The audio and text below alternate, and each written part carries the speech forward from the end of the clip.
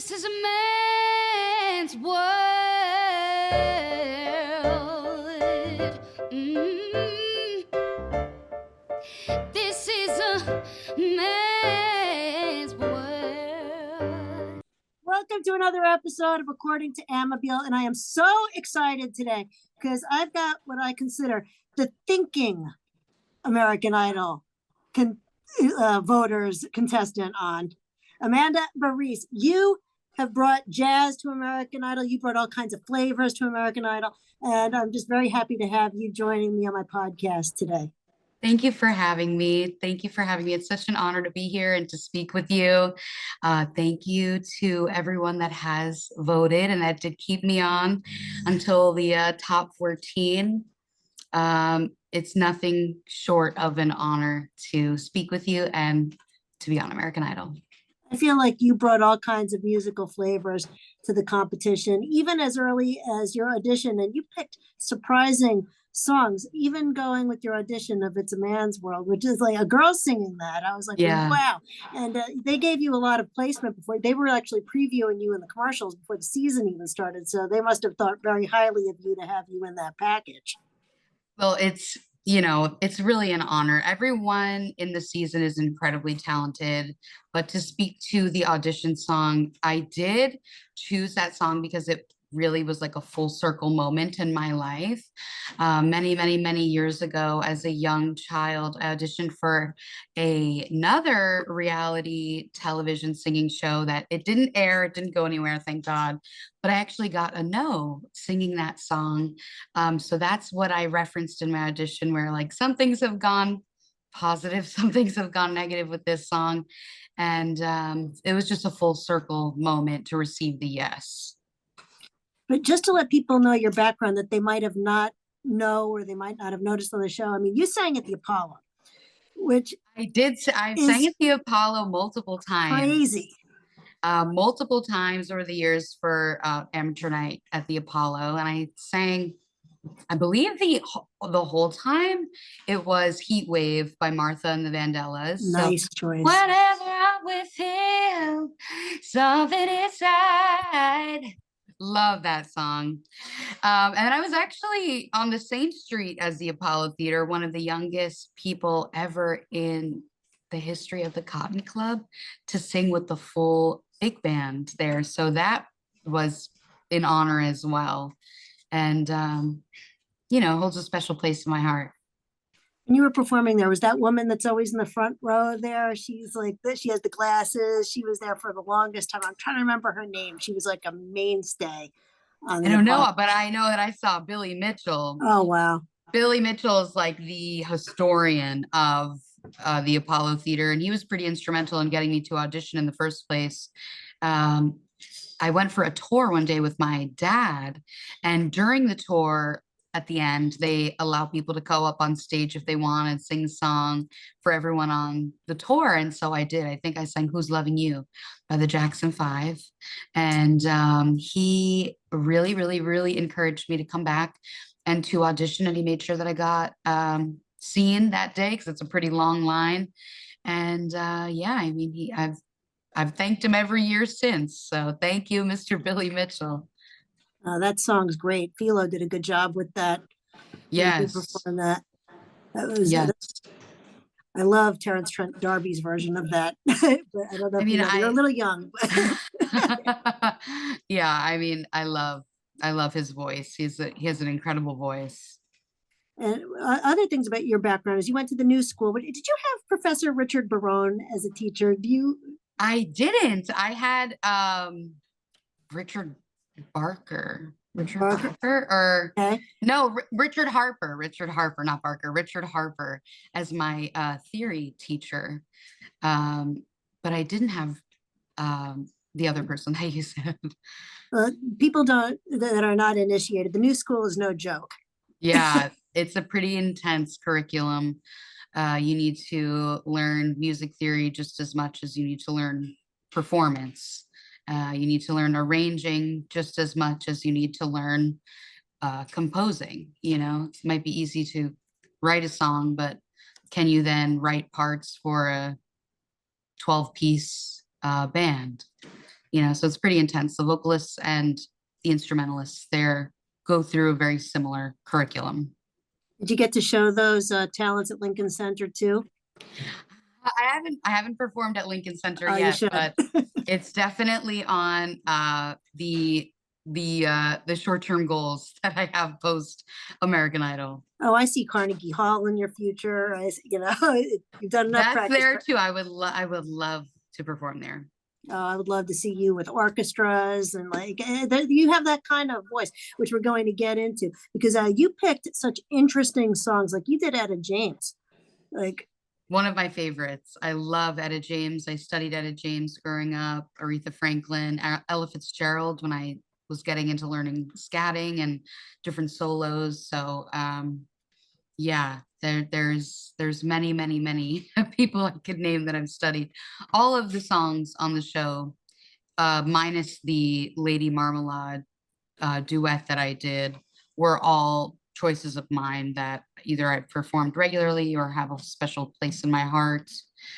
Or it could be an arrangement that I did outside of American Idol that I tried to bring to American Idol. Can't do it the same way. You know, you have time constraints, but yeah. Now, when you did Defying Gravity, I mean, I think that was a moment when you did Defying Gravity. That was a Thank you. bold choice, a bold arrangement. That's your arrangement? Explain, talk us through that. Third reprise led by Dan Rudin, and, you know, all of the wonderful musicians that comprise the band. They're all friends. We all are in the same scene together in New York City. Yeah, I mean, a lot of the bass player in that video will be on my single and my EP. He'll be, you know, he's playing bass on those songs that I'm releasing. There are other musicians in the band that I've performed with all around New York. So it's just like, just the scene of New York converging to create a funky, crazy take on that song. Now, your journey going through when you got to the Showstoppers round and through Hawaii and everything, what did you learn from the mentors, like with Josh Groban? That had to have been very informative. Jelly Roll in Hollywood. Tell me what the mentors did for you kids and how they helped up your game. You know, they gave us a dose of reality. They gave us a dose of truth. The mentors, you know, they're not afraid to say if something isn't working, and they're also not afraid to say when something is working. They're really kind. They're, you know, even the perspective that Carrie has, she was a contestant on the show. So I think that when she speaks to us and when she critiques us and gives us advice on our performance or after our performance, it's coming from a place of experience. And all of the mentors, of course, I mean, I love Josh Groban and love Jelly Roll, love James Taylor, one of the sweetest souls that I've ever had the pleasure of learning from. I mean, he's a legend. Yes. He's like a hero. So that really was a dream come true. And even though it wasn't aired, I did also have a chance to work with Fantasia, because the mentor sessions are filmed before. So, you know, she was incredible as well. And as, you know, what were you going to sing that with? For that round, I was going to sing What Was I Made For by Billie Eilish. So I was going to switch it up entirely. But, you know, maybe I'll release something on my own now that I'm off of American Idol, a little cover of it. What was going through your head that week when you had to sing for the save? Because that had to have been, I mean, I thought you looked pretty calm under pressure, all things considered, with that. Yeah, I mean, the week before, I think my nerves really got the best of me during the Alicia Keys performance. So I already had it going into this round. No matter what happens, I wasn't going to let my nerves get the best of me. I was going to put my best performance forward. And then when it came down to the wire and I really see, okay, I could be going home. It just clicked for me. Like, if this is going to be the last one, give it your all, because that's the note that you're going out on. And I was lucky enough to get the save from the judges. It was definitely hard to say goodbye to a lot of my friends that round. There were a lot of really amazing people that I really enjoyed spending time with on the show. Um, and yeah, I mean, that judge's save, it brought out the fighter in me. And you and Josh must have been hugging each other after Oh, that. I love Josh. He He's the seems like such a sweetest. sweetheart, and he He loves is. cats. He's so sweet. He really is. He's so talented too. I mean, multi-instrumentalist. It was a pleasure working with him. Now, did you make a lot of people talk about they make these lifelong connections on the show and then they want to collaborate afterwards? I mean, I would say the same. I made some really amazing friendships, and it would be a dream, when everyone is off the show, to collaborate with the people that I did get really close with. I love Drew. I love Brianna. We both, of three of us, shared a dressing room for a long Oh, time, so we all became very close. And often we were on the same floor of the hotel. Even at one of the hotels, I was directly next door to Drew and Bree the whole time. So, oh. um, yeah, I mean, I loved Olivier. I loved Bailey. I love Kanan. I love Desmond. You just, you click with certain people, and you admire their talents and their professionalism and their attitude on and off stage. So, yeah, this is just a great group of people. This season is so chock full of talent. I really don't think anybody's had a bad week. I mean, really, No. it's crazy. I mean, what kind of a season is it when all three platinum ticket winners are gone? It's, I mean, it's nuts. I don't I think I've know. ever seen anything like this, and No. and I don't think I've ever seen a season. Usually, you watch and you know, okay, this one's in trouble, everything, but it doesn't Yeah. feel like that every week. No, no. I mean, of course we all have our off days. I was sick in Hawaii when I did the Defying Gravity song, so I was fighting through that. It was still a great Um, performance. Thank you. But we power through, and we hope that America can factor in uh the part that, we're away from our families for so long. We're putting our lives on hold, we're putting our careers on hold. Um, it's hard. It's really hard. It's not as glamorous as it may seem. There's a lot of hours of practicing and sitting on set, and there's a lot of stress and nerves that go into it, and that all affects the voice. So, what do you do to keep your voice healthy? I'm sure you've got some tips. Yes, I do have many, many, many, many tips. The one piece of unpaid advice that I will give is semi-occluded exercises. If you're just starting out or if you're a pro, it's healthy for your voice.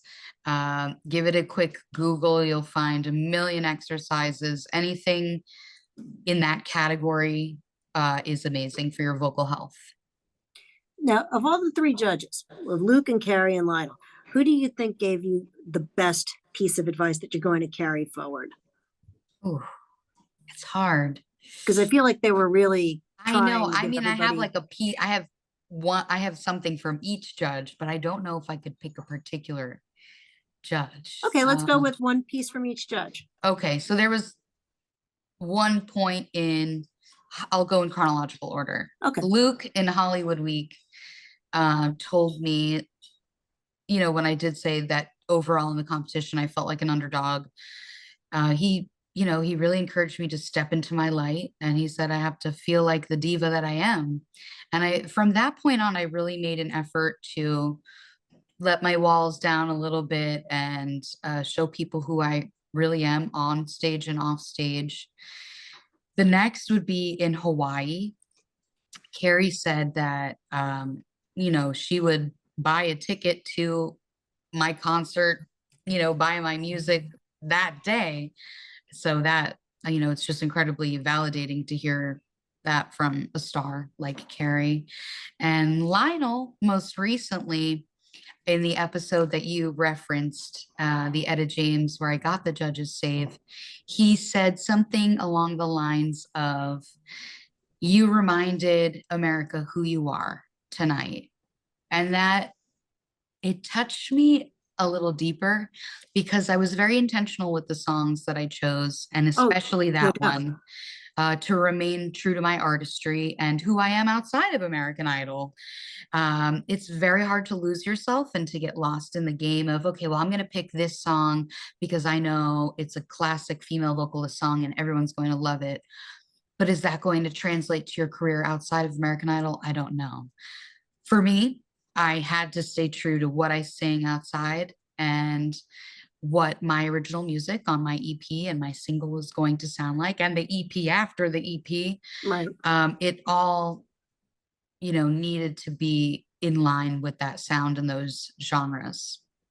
Well, Amanda, you were very brave with that Michael Jackson choice because let's be honest, a lot of people in America probably didn't know that song. Yes. And you were doing an arrangement that was, like might have gone over people's head. I knew what you were doing, Yeah, but because you were trying to show people what your record's going to sound like. Was I exactly. right? I mean, Exactly. It's the exact sound of pretty much the music that I write. That's where like my heart lives. That sound, that style, a little bit of scatting, oh, the scatting is you. that's That's so where hard to do. that's that's where my heart lives. So now you've got your post idol career, and I'm hoping to see you on the finale. I know that you can't let us know here or there, but I'm kind of hoping that you show up with like somebody to scat with. That would be very fun. That would be very, very fun. Um, Maybe Nora you, Jones or yeah, other. you might see me there. And now you've got your new single coming. Tell us about it. Tell us about your single and Yeah. your record coming out. So Breaking news. yes, so you're hearing it first. The single that I have coming out in about a week is called Cute and Deadly. It's Ooh, yes, and it's actually going to be the title of the follow-up EP that is going to be 3 songs. So the EP is entitled Cute and Deadly. The single is Cute and Deadly. And some may say that I'm a little cute and deadly. So yeah, it's alternative R&B, oh, alternative jazz. The follow-up EP to the Cute and Deadly EP dives more into alternative jazz. And there's some really incredible musicians that I gig with in New York that are going to be on it.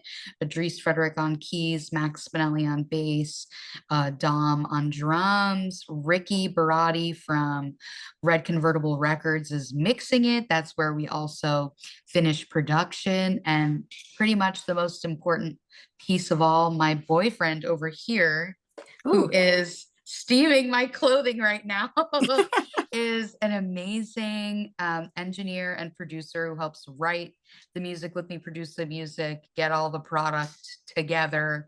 And somehow all of those parts come together and creates the music that I will be releasing very soon. Can you sing a little piece of it for me, or would that be giving things away? I can sing the chorus a little Okay, bit. all right. Um, Oh, I'm looking not so trust me, baby. Oh, I've had many now cute and deadly. Oh, I'm looking at a chance, baby, you ain't ready. Oh, cute and deadly, everyone. They thought I wouldn't make it, make it, make it. But now I really am the one that you went on the daily, daily.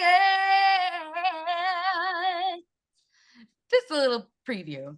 That's a banger. Thank you. That's an earworm. Thank you. It'll be out very soon, in about a week.